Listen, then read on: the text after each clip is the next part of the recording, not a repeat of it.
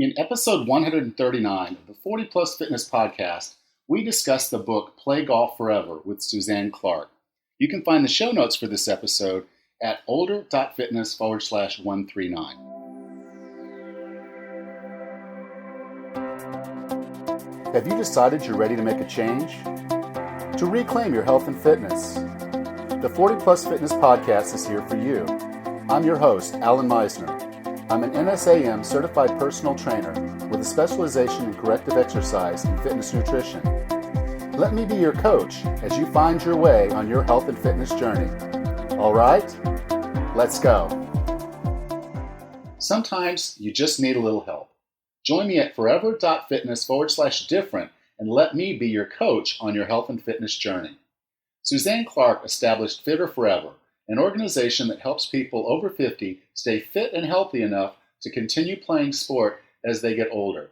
She's an all-around sports player, including adventurous activities such as sprint triathlons, skiing, and sailing around the UK coast. Suzanne is a member of the Chartered Society of Physiotherapy and is registered with the Health and Care Professionals Council. And before we get into it, I want to apologize about the quality of the recording. I was in my daughter's garage trying to record this. It was early in the morning.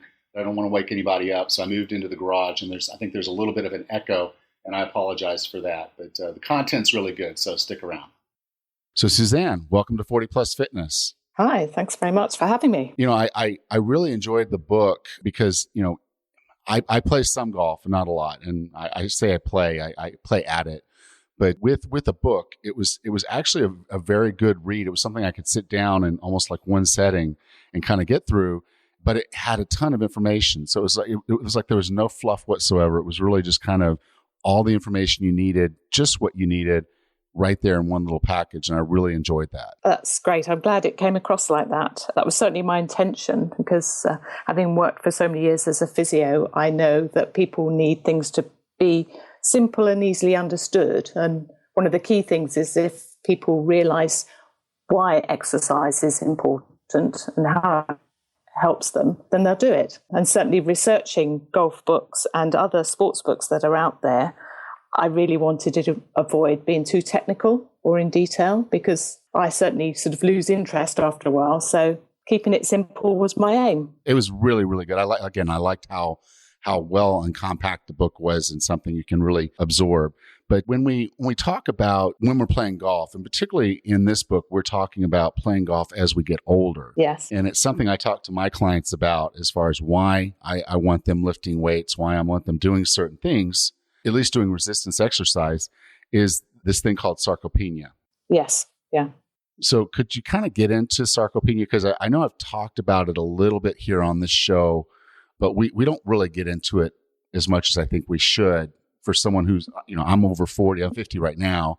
And for someone who's a little older, you know, we're dealing with this if we don't do something about it. So can you kind of get into that topic? Yeah, sure. And of course, that's the thing with sarcopenia is you don't actually notice the effects of it happening until you're much older, when it could well be into your 60s when you start to realize, oh, I've slowed down, my balance isn't so good. Or even at that point, you start noticing your muscles have wasted. You haven't got the bulk that they used to. But one of the key things is people don't realize that this can start at the age of 30, and we start losing 1% of our muscle mass from the age of 30 per year. So by the time you get to 70, you could have lost 30 to 40% of your muscle mass, which I think anybody would understand that could have quite a significant impact.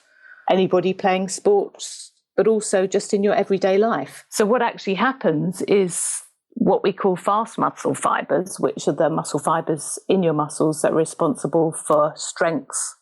So if you picture a weightlifter, they're very muscly. And these are the fibers that give us the strength, the power, the speed of reaction, which is very important for any sporting activity. And these are the fibers that start to waste from the age of 30. And to address this, simple exercise that involves some kind of resistance is the answer. And that resistance obviously could be lifting weights, which is the obvious means that people would understand. But it could be just doing exercises where you're using your own body weight as the resistance. And that's what I've tried to get over in the book, that they can be simple exercises using your body weight and just trying to adapt everyday activities in order to increase those fast muscle fibers in your body. Now, I strongly encourage all of the people I train. And I say, okay, look, if you find a sport that you enjoy, a game that you like, playing that game is going to give you the enjoyment that you kind of need, get you back to kind of your inner athlete. And I think golf is one of those sports that most people say, now that I'm a little older, that's probably the sport I should stick with. But even with the sport of golf, because of the nature of it being generally one-sided, there's a lot of injuries associated with golf. That's right, yes. And so if someone were going to get into a sport like golf, what are some things that you would recommend to them to avoid injury playing golf? Well, the first key thing, I think, if you're going to start, have some lessons to begin with, because most of the injuries, especially in golf, are caused really by lack of conditioning and lack of technique. So the technique, you really need to get the best technique you can right from the go. And I've come across lots of 90-year-old golf players who are still playing. And the key thing with them is that they have very good technique. And often they've been champions in their earlier years. But that technique means that they put less stress on their joints. So that's one key thing. Get some lessons, get the best technique you possibly can. Secondly, body conditioning. The better condition your body is, the better it will be able to cope with the rigours of whichever sport you take up, but particularly golf. And in that conditioning, important to exercise both sides of the body. So that addresses the muscle imbalance that could develop if you're only doing the one-sided aspect of golf. So exercising both sides of the body is really important. Warming up before you play is also extremely important. And that's really what got me into this book. The tennis book that I wrote previously, is I just noticed that nobody tends to warm up very well before they start. And unless your body is properly warmed up before you do physical activity, you predispose yourself to injury. So that's really important as well.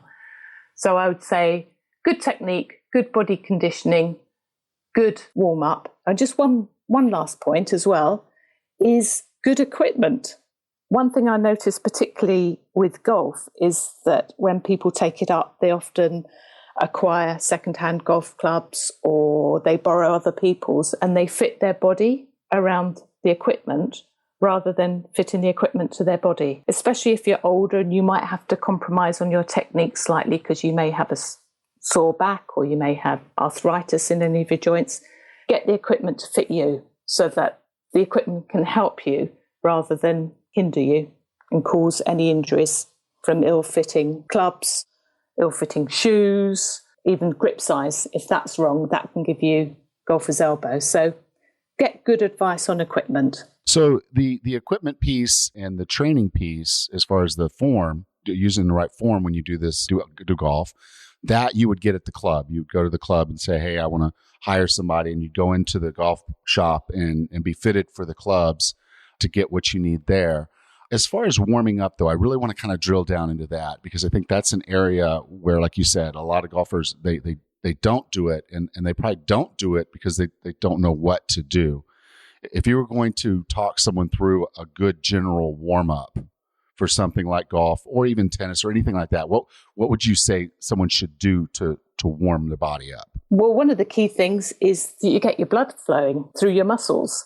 And warm-up actually describes literally what you're doing. You're increasing the blood flow through the muscles so that you are warming them up by the heat of the blood. And you're also taking those muscles through their full range of movement.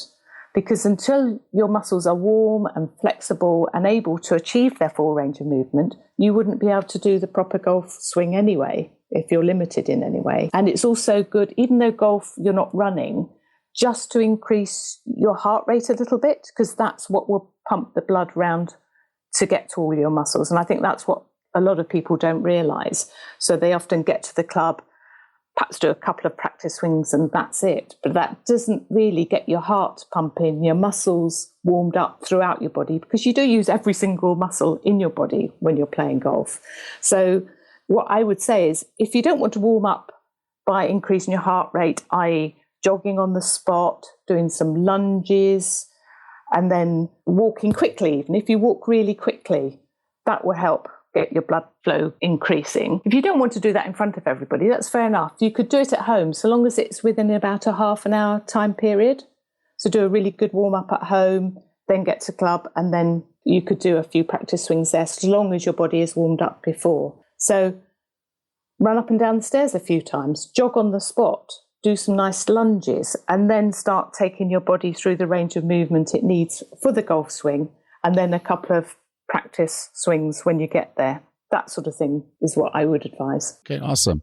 So, again, I always encourage people to take up some form of sport, particularly if it's one that they enjoyed when they were younger. But just finding that joy in doing something kind of gives you a little bit of reason to why you're in the gym. So many people say, well, I'm in the gym to build muscle or, to get stronger or anything of that, maybe lose some body fat.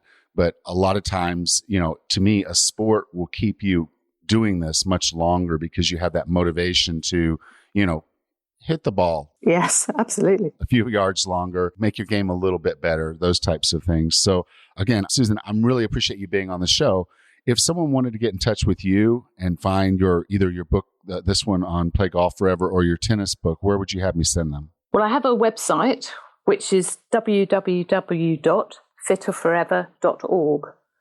And there's information about both books on that website. And I also put on various information packs that people can download about staying fit for their sport, looking at strength, flexibility and balance, for example. The three, I think, keystones of any good sporting performance. There are other bits of information, links to relative websites that could be useful. That's the best place to go, I think, for more information. Great. Well, I'll make sure to have that on the show notes for this episode, which I believe is 139. So you can find that at older.fitness/139. And again, Suzanne, thank you so much. You're very welcome.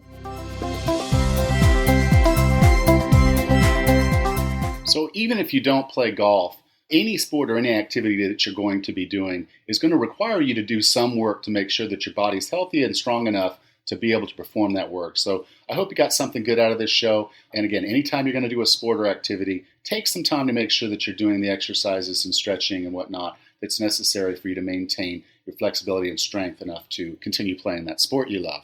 Next time on the 40 Plus Fitness Podcast, we meet with Mike Adams and discuss his book, Food Forensics: The Hidden Toxins Lurking in Your Food and How You Can Avoid Them for Lifelong Health. Until then, have a happy and healthy day.